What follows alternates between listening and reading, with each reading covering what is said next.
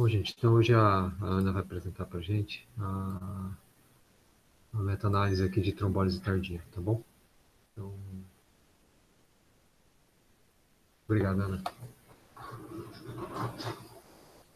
Oi, pessoal, boa tarde. Meu nome é Ana, sou R3 aqui da intensiva do HC e hoje eu vim trazer um artigo de uma meta-análise sobre a avaliação da trombólise tardia com ictus entre 4 horas e meia a 9 horas.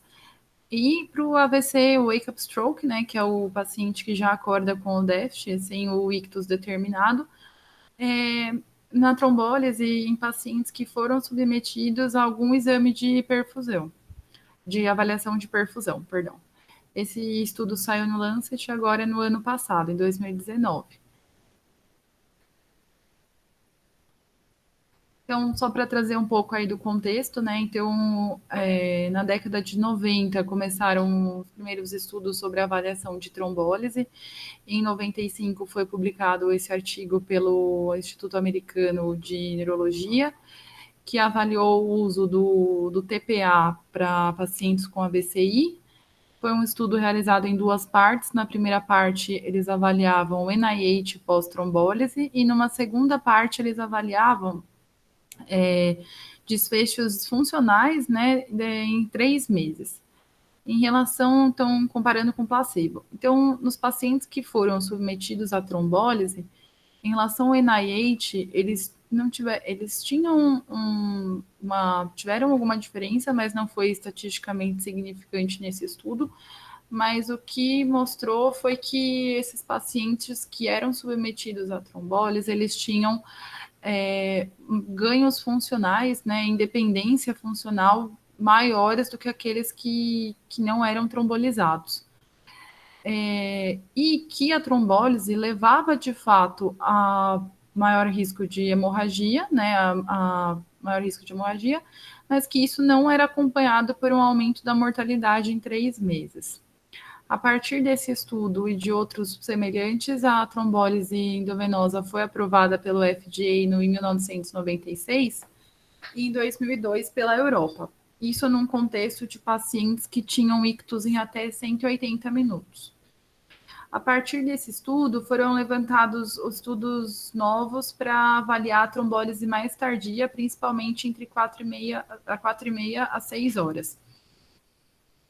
Então, foi realizada uma série de trials pelo NINDS, né, o Instituto Nacional de Neurologia Americano, e outros estudos que ficaram clássicos aí desse período, como o ECAS, o Atlantis, que avaliaram, então, pacientes que eram submetidos a janelas de trombólise mais tardias, até 6 horas. Para todas essas séries, os pacientes que eram submetidos à trombólise tinham, de fato, algum maior ganho, principalmente até ali os que eram mais precoces, né, tinham maiores ganhos, mas eles acabavam tendo ganhos em funcionalidades também associados ao aumento do risco de sangramento, mas sem desfecho em mortalidade. A partir disso e de outros estudos, foi aprovada a trombólise para casos selecionados, né, pacientes com menores riscos de sangramento até um ictus de 4 horas e meia, que é o que a gente tem usado atualmente. Então, e hoje, né? Atualmente vem se tentando fazer outros estudos para que nós conseguimos estender o tempo de trombólise, pensando principalmente em desfecho de funcionalidade para os pacientes. A gente tem que lembrar que o tratamento trombolítico, né, ele consiste em você tentar levar o fluxo sanguíneo cerebral novamente. E isso que a gente tem que lembrar que a partir do momento que ocorre um evento tromboembólico na circulação cerebral, os danos todos os danos são totalmente imediatos. Nós sabemos que existe, de fato, uma queda do fluxo sanguíneo, que áreas, principalmente as áreas mais distais, tendem a sofrer maiores danos e mais precoces, são a chamada, que é a área que realmente acaba sendo lesada, que é o chamado como core isquêmico, ou a área de infarto em si. Só que existe também uma grande área em torno dessa área de fato lesada, que pode ser reperfundida, que é a chamada zona de penumbra, que é a área que a gente que a gente quer mais salvar para que o paciente tenha desfecho funcional melhor posteriormente. Então, hoje em dia, nós conseguimos avaliar essa área de penumbra através da realização tanto como pela tomografia de perfusão, quanto através da ressonância de fusão-perfusão. Através desses exames, nós conseguimos identificar a área isquêmica, que é a área que, de fato, está sob baixo fluxo sanguíneo, que são caracterizadas como áreas que vão ser perfundidas apenas após 6 segundos a infusão do contraste, e nós conseguimos identificar o core isquêmico, que é aquela área isquêmica já disfuncional, lesada, potencial, provavelmente irreversível. Na tomografia, nós identificamos o core isquêmico como áreas que têm fluxo sanguíneo cerebral menores do que 30%, e na ressonância, como áreas que têm um coeficiente de difusão menores que 620 micrômetros por segundo. Ou seja, áreas que têm uma restrição importante à difusão e que acabam aparecendo na ressonância como um hipersinal, na ressonância no método de fusão. Então, só para explicar um pouquinho, né, ficar um pouco mais visual, como que isso ocorre? Aqui é uma ressonância, então nós vamos ver na perfusão primeiro, que eu acho que é mais fácil. Na janela de perfusão, a gente vê que tem uma grande área que tem perfusão alterada. Quando na difusão você vê que, na verdade, a área que de fato tem uma restrição assim, ela também tem uma restrição à difusão, mas a área que aparece como um hipersinal é a área que já está mais lesada, mais comprometida, ou seja, o core isquêmico é essa área. E aí, a partir da avaliação, a partir de uma relação entre a perfusão e a difusão, a gente consegue estabelecer o mismatch, ou seja, quanto dessa área que eu tenho realmente já está comprometida e o quanto eu posso conseguir salvar a partir de um tratamento. Então, essa área isquêmica subtraída ao core isquêmico, aquela área já isquêmica de fato, a gente considera como um volume de mismatch, que é a área de penumbra, né? Aquilo que eu consigo salvar. E quando eu faço uma divisão entre o total da área isquêmica sobre o core isquêmico, eu tenho uma razão de mismatch. Isso vai ser importante porque a maior parte das definições usam uma razão de mismatch maior que 1,2, ou seja, eu tenho mais área salvável do que a área que já de fato está infartada, com um volume de mismatch grande, ou seja, eu tenho potencial de salvar uma área maior, com um core isquêmico baixo, menor que 70 ml, tem autor que considera 100 ml, pensando em tenho menos infarto e mais área potencialmente recuperável. Então, só para dar uma amostra aqui para vocês, então nessa imagem ele mostra o quê? Nesse primeiro caso, nós temos um volume de 9 ml, uma área pequena que não capta nenhum contraste, e aqui na difusão, aqui é uma tomografia perfusão, quando a gente olha o volume além de que tem fluxo sanguíneo mais baixo, é uma área maior, uma área bem maior. Então, ele tem aqui um mismatch de volume total de 117 ml, com uma taxa de mismatch de 14, ou seja, esse paciente ele tem uma grande quantidade de tecido potencialmente recuperável, que é o oposto do que a gente vê aqui embaixo. Aqui embaixo, o paciente já tem uma grande área que não perfunde, então aqui que tem uma captação de contraste menor que 30%, quando a gente vai ver a área que tem um alentencimento de fluxo é muito parecida, quase que igual, ou seja, ele tem um baixo volume de mismatch com uma taxa de mismatch baixa, ou seja, esse paciente provavelmente não vai se beneficiar de uma trombólise e ainda tem um risco, por ser uma área muito grande, que já tem edema, disso acabar convertendo para um sangramento. Baseado na avaliação de perfusão, vem sendo realizados alguns estudos atualmente, né, inclusive de trombectomia, mas como a gente está aqui no contexto de trombólise, eu trouxe o Workup Trial, que foi um estudo de Wake Up Trial, que é um estudo de 2018, que avaliou uma trombólise guiada por ressonância para pacientes que tinham delta desconhecido, acordaram com déficit, mas que quando fizeram a ressonância, eles não tinham áreas hiperintensas no flare, ou seja, provavelmente eram pacientes que não tinham, que deviam estar numa janela aí de 4 horas e meia. E nesses pacientes, eles também tiveram desfechos de funcionalidade melhores do que os pacientes do grupo placebo. Então, indo aí nesse contexto de avaliação de tecido potencialmente recuperável, a partir de métodos de avaliação de perfusão, é o que esse estudo quis avaliar. Então, vamos lá. Então, eles avaliaram pacientes com AVCI que tinham mais do que 18 anos, com um ictus entre 4 e meia 9 horas, ou wake-up stroke, que tinham sido avaliados por tomografia perfusão ou ressonância perfusão difusão, compararam a trombólise com alteplase com o placebo para avaliar o desfecho final funcionalidade. Como o desfecho primário tem a ver com funcionalidade, só para a gente se situar, trouxe aqui a escala de ranking modificada, que é uma escala que avalia a funcionalidade, incapacidades, na verdade. A 1 de 0 é o paciente que não tem qualquer sintoma, o 1 é o paciente que tem sintoma, mas nenhuma incapacidade significante, o 2, uma incapacidade leve, o 3, moderada, o 4, grave, precisa para ajuda para a maioria das atividades, o 5 já é aquele paciente acamado, incontinente, precisa de ajuda constante, e o 6 é o paciente que evolui a óbito. Aqui eles consideram como desfechos excelentes os pacientes que pontuam um ranking como 0 e 1.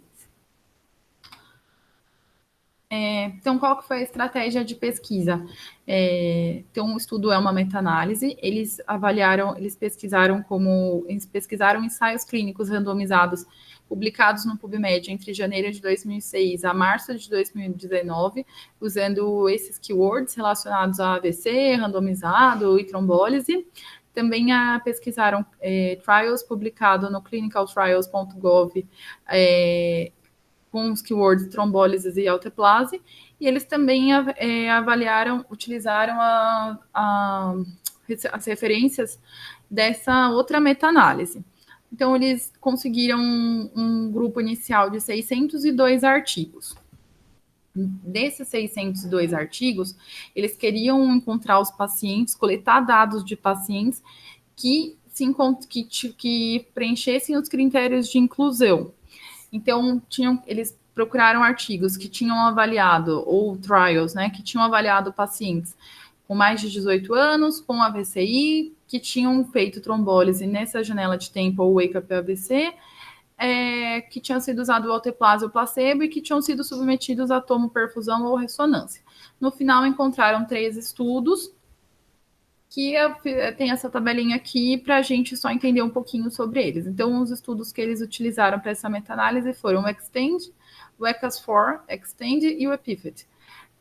Número de pacientes. Então, no Extend, eles tiveram um número de 225 pacientes, usaram tomorressonância e usaram como definição de mismatch, uma razão de mismatch 1.2, volume de mismatch maior que 10, que também foi usado aqui no EPIFET, e com um core isquêmico menor que 70 ml, pequeno.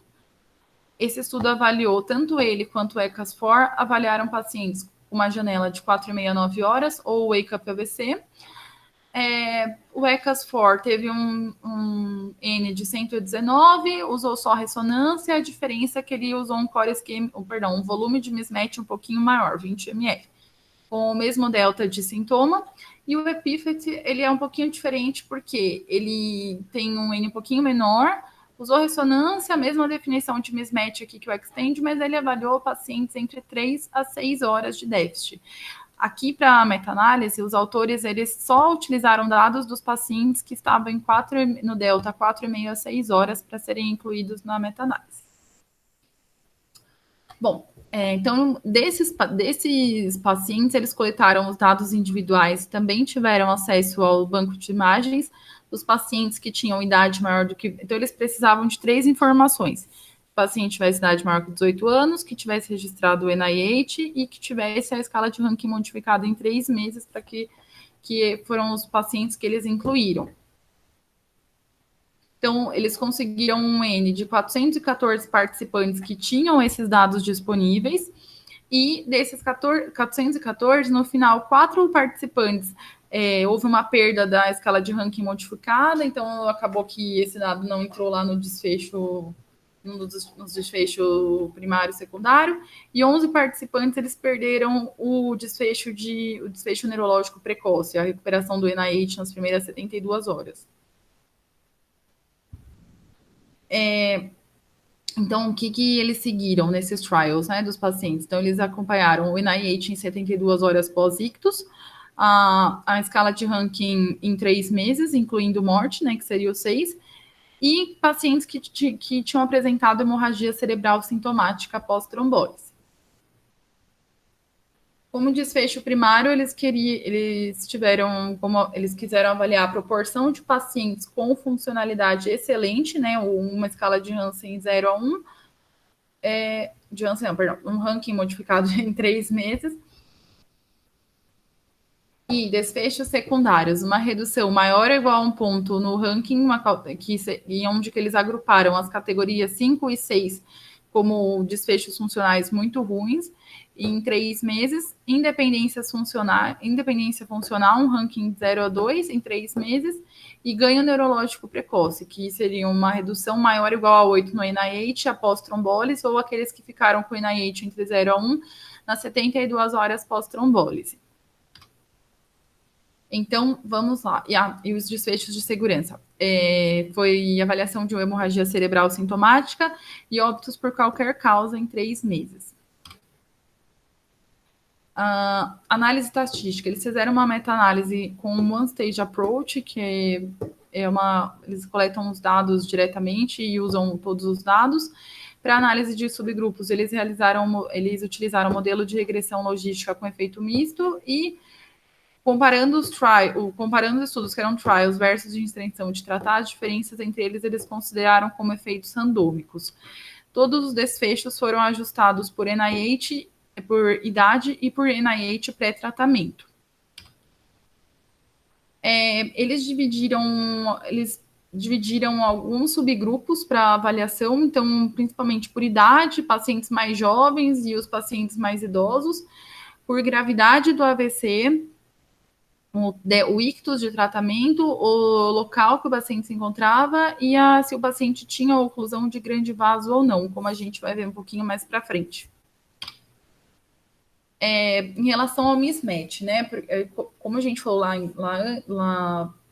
anteriormente, a partir dos métodos de perfusão, nós conseguimos identificar se o paciente tem uma mismatch ou não.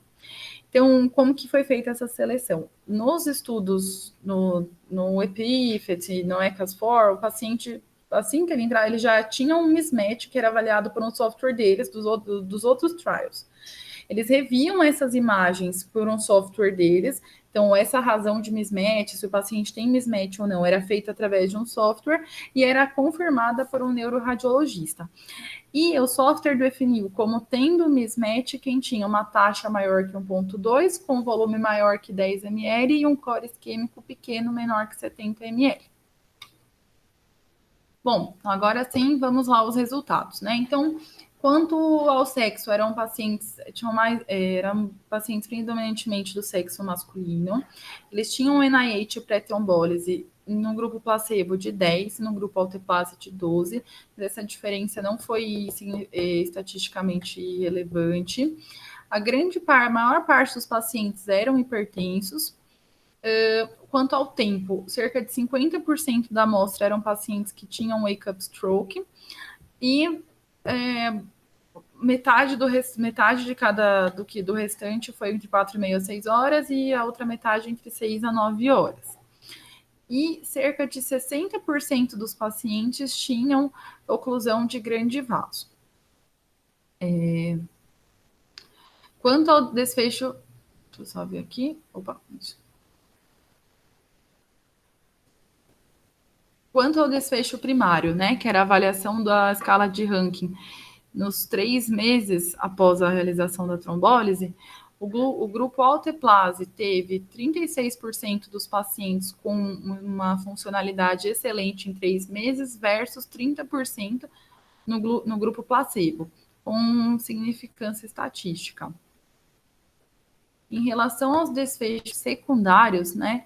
Então, se o paciente tinha independência funcional, que incluía a escala de ranking também de 2, né? Aquele paciente que precisava de um pouquinho mais de ajuda, mas no geral ele é independente funcional, eles também tiveram uma maior proporção de pacientes com independência funcional em 3 meses, e também o ganho neurológico precoce, que era a avaliação do NIH em 72 horas, também teve maiores taxas no grupo Alteplase.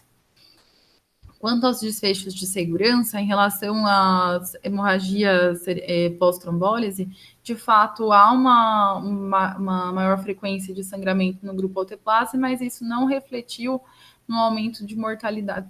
Teve aumento de mortalidade, mas aqui acabou como sendo não relevante, estatisticamente relevante. Em relação aos óbitos, a maior parte deles foi por pneumonia, então não foram diretamente relacionados ao tratamento. 4 óbitos foram por sangramento após trombólise, sendo que eram pacientes que foram submetidos à trombólise e não usavam nenhuma outra forma de anticoagulação posteriormente. E um outro caso de sangramento era um paciente que estava usando heparina e Marevan. Em relação a desfechos de funcionalidade ruim, que era o ranking de 5 e 6, né, que foi agrupado como um só, mas isso inclui o óbito, acabou que teve um pouco maior no grupo placebo, mas que também não teve, no grupo Alteplase, mas que também não teve significância estatística. Avaliando para todos os subgrupos, na curva, aqui no gráfico floresta, todos, para menos aqui a questão do NIH maior ou igual a 10, todos ficaram para a direita da curva, favorecendo a alteplase, mas aqui só no NIH mesmo que bateu um P menor que 0,05. No geral, o final acaba favorecendo a alteplase favorecendo a alteplase. O principal subgrupo avaliado, na verdade, o que teve e acabou tendo significância estatística foi quando eles compararam os pacientes que tinham mismatch e os pacientes que tinham mismatch.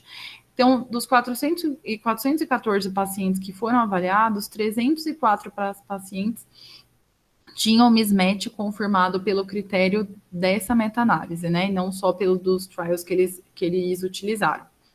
Avaliando as características de base, então, desses 152 estavam presentes no grupo placebo e 152 foram trombolizados. Em relação ao grupo geral que eu mostrei antes, eles têm basicamente as mesmas características, exceto uma maior prevalência de oclusão de grandes vasos num grupo que tem um mismatch positivo. Quando a gente olha esse subgrupo do mismatch, eles tiveram uma taxa maior, né, no absoluto, de pacientes com desfecho funcional excelente. Então, uma diferença de 10% do grupo alteplase para o grupo placebo, e isso se repetiu tanto na avaliação de independência funcional, quanto no ganho neurológico precoce em até 72 horas. E aqui, no grupo, comparando os pacientes que tinham mismatch com os que não tinham mismatch, então, aqui no A, nós temos uma maior proporção de pacientes que tinham... aqui o A é o paciente que tinha mismatch e o B é o que não tinha mismatch. A gente vê que o grupo do mismatch, eles tiveram um odds ratio de 2,06, tendo aqui uma diferença de 10%. No B, parece que o paciente que não tem mismatch, acabou que o placebo até teve um ganho de funcionalidade maior, ficaram com uma funcionalidade melhor. mas só nesse subgrupo aqui comparando o mismatch versus não mismatch.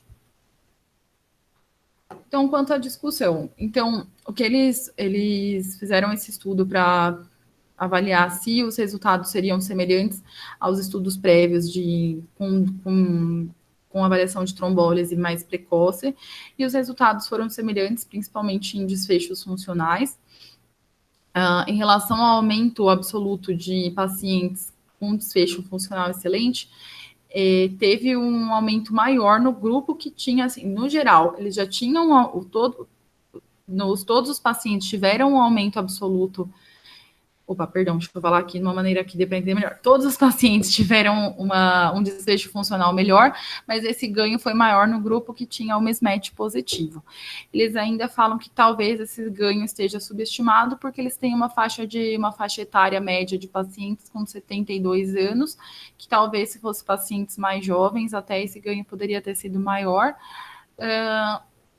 E principalmente quando comparados com o Wake Up Trial, por exemplo, que teve um aumento absoluto de 11,5%, e nos estudos que avaliam trombectomia, esse ganho chega a 18%.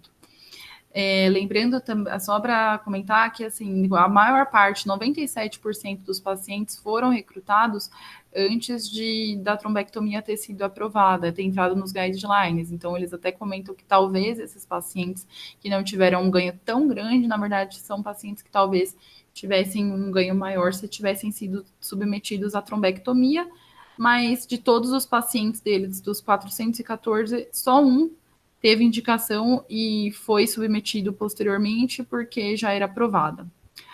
Em relação aos riscos de sangramento, parece que os ganhos de funcionalidade parecem superar o risco, e em relação também que esse risco não é acompanhado de um aumento da mortalidade. Eles ainda falam que existe algumas limitações dessa meta-análise. Tanto o Extend quanto o ECAS-4 foram terminados precocemente. O Extend porque a trombectomia foi aprovada, e o ECAS-4 por conta dos resultados do Wake Up Trial, eles resolveram parar o estudo. Então, isso acaba caindo naquela questão da trombectomia que eu comentei. E em relação ao mismatch, eles citam que o mismatch realmente parece ser interessante, né, para a avaliação desses pacientes. Só que a única coisa é que os pacientes que têm infartos lacunares, às vezes, acabam não aparecendo, não pontuando no mismatch, e são pacientes que podem se beneficiar da trombólise, como foi mostrado no Wake Up Trial. Em relação às minhas impressões, né? Acho que a impressão que eles passaram nessa meta-análise é que parece haver uma segurança em relação aos resultados que eles mostraram, né, de nós usarmos trombólise para pacientes num contexto mais tardio, que foram submetidos à avaliação de algum método de perfusão. Acho que isso teria que ser, aqui no HC, né, nós temos disponibilidade desses métodos, mas acho que nós temos que olhar isso com alguns olhos, porque não são todos os lugares que possuem, por exemplo, ressonância, apesar de que a tomografia ela vem sendo bem mais disponível ao longo do tempo. Em relação ao mismatch, acho que ele apareceu nesse contexto todo aí, além de mostrar que os pacientes que têm o mismatch positivo parecem ter uma resposta melhor após a trombólise, também aparece mais como uma questão de segurança para mim. Você fazer o mismatch, fazer uma avaliação de perfusão, pode te guiar aí a definir a sua conduta e trombolizar ou não, às vezes um paciente que você pensaria em trombolizar, mesmo que fosse mais tardio. Acho que esses estudos são bem relevantes, pensando que pacientes que são trombolizados, né, como nós vemos na prática, e que têm, de fato, uma melhora, tem muito, assim, aqueles que têm melhora têm um desfecho funcional muito, muito relevante, e isso é muito, muito importante em questão de qualidade de vida, enfim, para tudo, né? Então é isso, pessoal. Se tiverem alguma dúvida, obrigada pelo tempo de vocês.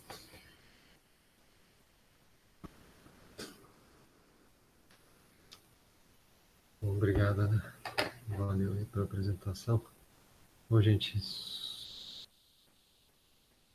perguntas, colocações? Claro, eu não consegui ler o artigo.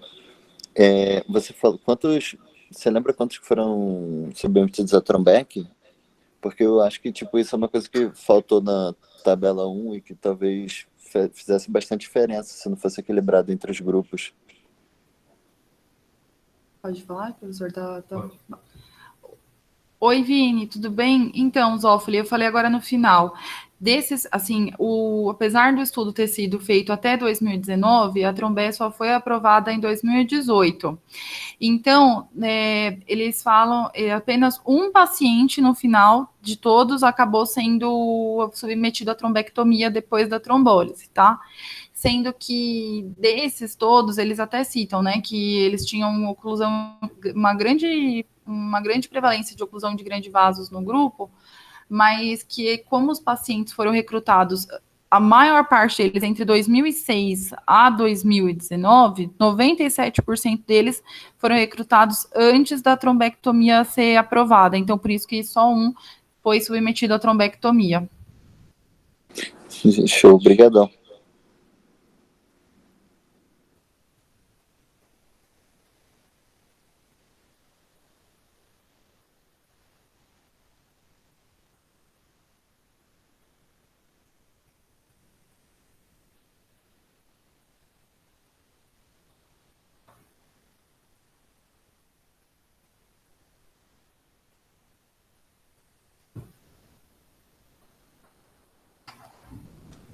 Professor?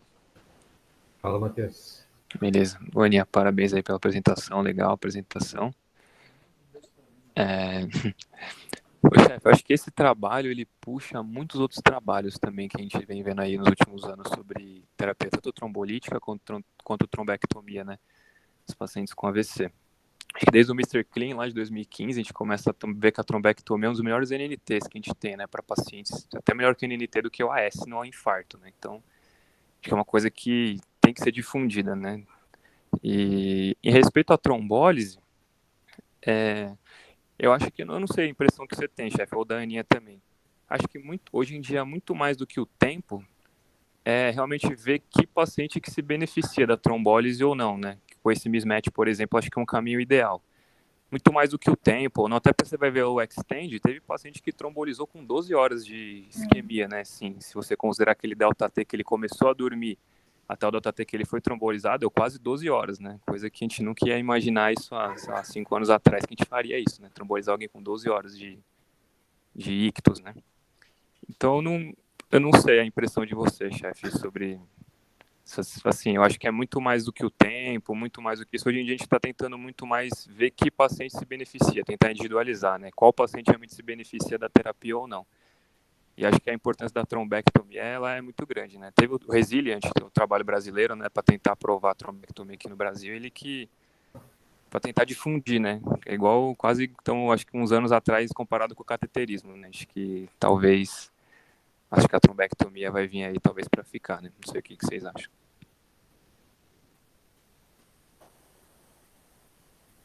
Oi, Matheus, tudo bem? Então, concordo com o que você falou, né? Acho que é muito mais a questão de individualizar o paciente do que um tempo, usar um critério de corte por tempo, né? E acho que o mismatch ele vem justamente nessa questão. Acho que uma coisa também para se pensar em relação à trombólise, principalmente assim, a trombectomia veio aí para mostrar várias, nossa, realmente desfechos bacanas, mas acho que também pensar em questão de disponibilidade, né, para a maior parte dos serviços, acho que a trombólise seria mais fácil, né, ela é mais difundida, muito mais rápida de ser feita, pelo menos no primeiro momento. Então, concordo com você, acho que a impressão que dá desse estudo e além dos outros também, é que o mismatch, a avaliação de perfusão, você consegue ter uma avaliação melhor do doente para selecionar quem que vai fazer a trombólise ou não. Mas nem todos os serviços possuem isso, né? Então, acho que o critério do tempo, ele vai continuar existindo aí por um longo período aí, para a gente, pelo menos, ter algo para se guiar.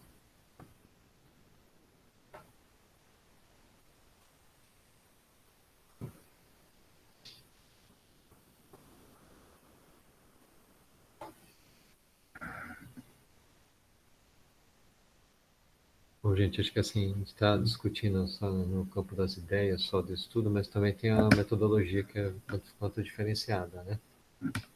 Alguém quer falar alguma coisa sobre metodologia aí?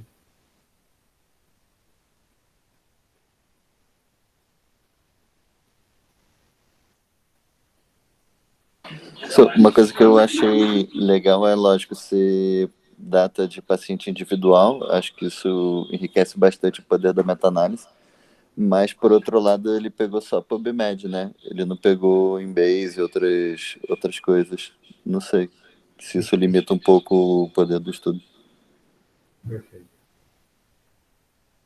Acho uma ótima colocação, Vinícius.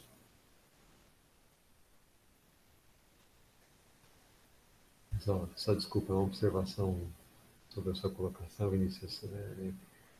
Pessoal, quando eles montaram a meta-análise, eles falaram assim, vamos dar uma procurada ver se não tem mais nada, mas o que a gente quer analisar são esses daqui, né? Foi mais A ou menos impressão que teve foi, isso mesmo.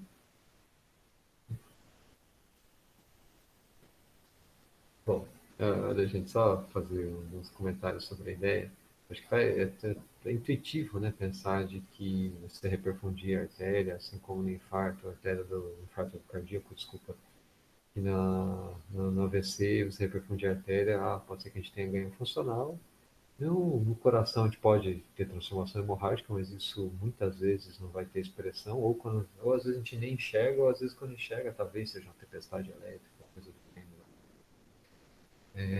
Mas enfim, para o cérebro isso é um pouco diferente. Então, sempre aí a gente vem com ganho de eficácia, mas tem que pensar dos efeitos, dos eventos adversos. Olha, uma coisa interessante, se algum dia vocês tiverem um momento ali de falar, vamos escutar coisas um pouco diferentes, peguem o Ian Crit, quando o Scott Weingart faz uma análise dos trials de trombólise. Tá? Ele começa lá no NINDS 1 e NINDS 2, que foram publicados junto no New England. Junto quando vocês forem fazer isso, peguem o texto para ler. É bem interessante, né? O NINDS 1, na verdade, ele estava buscando queda de 4 pontos no NIH. E quando você vai ver o resultado, do grupo que caiu no placebo, 50% deles melhoraram 4 pontos. Né? Isso em, acho que era 4 horas, né? 4 horas. E o grupo intervenção foi, acho que um pouco mais que 60, 70%. Eu um achado bem interessante, né? Bem interessante isso. Quer dizer, a gente melhora sozinho também. Sim. E assim, eu tô falando isso, gente, porque assim, existe assim, um pool de pessoas, um pool de grupos que realmente criticam, entre eles os emergencistas, que criticam muito a trombólise. Né?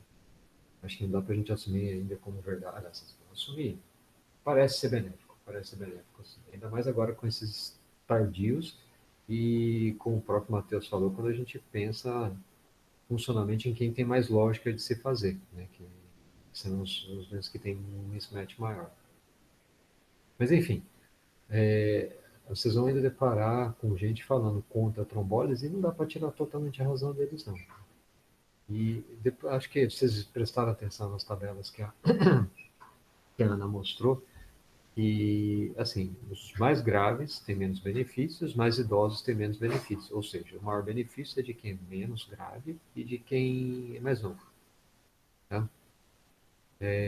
Isso não foi homogêneo nos 3 estudos, né? Acho que é uma coisa para a gente ter claro ali na cabeça. Mas acho que trombólise é uma coisa que acho que a Ana falou, é acessível a todos. Acho que cada vez mais a gente tem que se familiarizar com isso. Saber que a gente tem riscos, né? E principalmente na hora de conversar com os familiares, para preparar para fazer tudo isso. Né? A gente tem que ser rápido, mas tem que ser certeiro na hora de fazer as colocações para os familiares. Tá? Bom, e aí da metodologia aí? O que vocês... Meta-análise de dados individuais. A gente já viu algumas, não? Acho que a mais famosa, pelo menos para os intensivistas, é o PRISM, né? Que juntou aí o PROMIS, o PROCESS e o ARISE mais um estudo brasileiro, né, do PCR, onde você não faz a análise no nível de estudo, né, que aí tem todos os seus problemas. Um dos maiores problemas é como gerar variância em cima de um... Vocês já pararam para pensar isso? Você vai fazer uma meta-análise por estudo. Então pega lá, sei lá, o ECAS. Você tem um resultado fixo, X%, Y%. Como é que você vai gerar uma variância em cima disso? Né? Não é uma coisa muito simples, né? E é bastante discutível. Tanto que a NHS criou, se vocês entrarem no site da NHS, eu não lembro o que significa exatamente a sigla, mas chama PAHO, P-A-H-O. Eles têm uma entidade que você tem embaixo uma planilha do Excel, tem várias formas de você criar a variância, o intervalo de confiança do seu estudo. Basicamente, você vai pegar a incidência e o N, é isso que vai ter, né, do evento que você está levando em conta. E é isso que é um dos maiores problemas, que assim, a variância, se vocês forem parar para pensar, é onde está a chave da meta-análise no nível de estudo, não no nível de paciente. Né? Então, assim, se você não tem certeza do que você está fazendo para gerar variância, imagine como é que pode ser o resultado disso. Aqueles resultados que são limítrofes das meta-análises, isso pode ter uma diferença muito grande. Tá. Agora, no nível de paciente, isso desaparece um pouco. Né? Você vai pegar, na verdade, o que você vai fazer? Você vai montar uma tabela lá de um banco de dados, vai colocar todos os estudos, todos os doentes de todos os estudos. E aí você pode fazer a análise do jeito que você quiser. Sempre que você for fazer uma meta-análise, existem recomendações para vocês seguirem. E vocês forem ver a metodologia, eles seguiram todas, né? Uma delas é seguir o Prisma, né? O Prisma, na verdade. Onde você tem toda a descrição dos objetivos, toda a descrição dos seus critérios de inclusão dos estudos. E isso até pouco tempo atrás vocês vão ver meta-análise que não tem, simplesmente já pegamos meta-análises que analisamos isso ou aquilo. E simplesmente põe os resultados lá. Não, que tem um critério de que o estudo tem que reportar isso, tem que reportar aquilo, e assim vai. Tá? Isso deve ser publicado antes de você coletar os dados. Se vocês forem reparar, essa meta-análise está inserida no Próspero, né, que é um banco de dados da Universidade de York, no Reino Unido, né, e você põe lá, olha, eu vou fazer uma meta-análise e vou seguir essa metodologia. Aí quando você publica, quando você publicou, já está publicado o que você ia fazer. Né? É claro que nem sempre acontece exatamente nessa ordem, mas pelo menos está reportado ou tem uma chance de reportar o que vai fazer. Isso é o Próspero.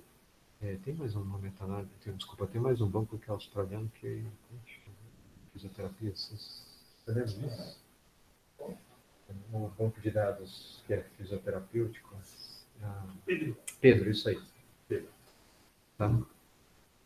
E são os dois, acho que são os dois maiores que a gente tem. Esse equivale ao NCT, né, norte-americano. Agora a Austrália tem um deles, a Europa tem um deles, mas tem um NCT também. Tá? Isso foi feito, né? E no suplemento tem o diagrama do Prisma. Né? Quando vocês entrarem no site do Prisma, entrem, vale a pena dar uma lida como se faz. Você baixa aquela figura que a Ana mostrou de como é distribuído o N inicial, de onde eles vieram, de onde surgiram das leituras periféricas. Porque assim, sempre que você está lendo um estudo, se ele se refere a outro que pode entrar na sua meta-análise, você vai entrar por mais que você não tenha achado no banco de dados inicial. E tudo isso é delineado no diagrama Prisma. Tá? Mas, enfim, e a análise final você analisa como se fosse um banco de dados só. Só que você pode fazer algumas correções. Né? E aí que entram aí os modelos mistos, os modelos randômicos, etc. Você pode, assim, privilegiar, por exemplo, a análise...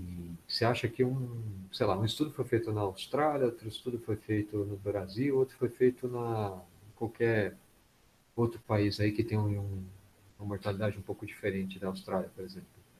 Dá para você estratificar isso de forma que você privilegie a região de onde vieram os dados. E que isso, assim, provavelmente vai ter variância diferente e é o que o método estatístico vai fazer. Tá? Então, assim, O que a gente está vendo aqui é um troço bem legal, que é juntar bancos de dados. Né? E aí vai. Bom,